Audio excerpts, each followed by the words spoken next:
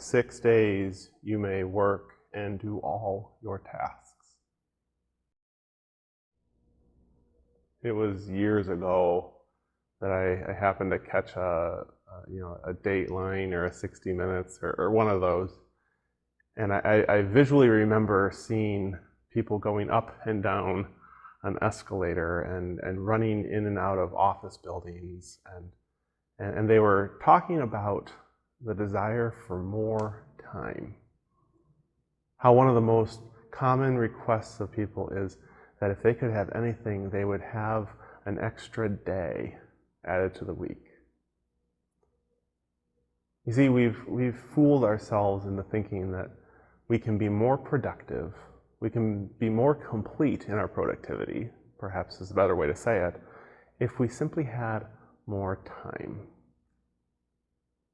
And what the show is getting at is the idea that that really wouldn't be the case. We wouldn't feel more complete in our productivity. We wouldn't feel as though we've accomplished more. We would simply fill that time with more to do. And here was their argument, is that 100 years ago, we did things remarkably slower. For instance, laundry couldn't necessarily just be put into a laundry machine and be left to run, maybe even set to timer with an iPhone. It took time. It took the elbow grease, you might say. Now, I'm not saying this made us better people. That's not the point. The point is we did less because we had to do it slower and it wasn't as automated as it has become. And so we didn't get as much done, but we were still productive with our time. No days being added. Now, as things have sped up and we've found ways to create more automation and ease of use, we've been able to get more done, certainly. We've been able to speed up, but that has not made us feel more accomplished, just more rushed. So what would adding an 8th day to the week look like? Just one more busy day. Still feeling as though we haven't caught up. Here in Deuteronomy, we find God offering the command of Sabbath and these important words. You may work those 6 days. And that's where I stopped. Because it's a reminder to us that God encourages us to be productive in those 6 days. God encourages us to be creative in those days. That doesn't mean producing for the sake of producing. It means to produce and to do for the sake of being creative.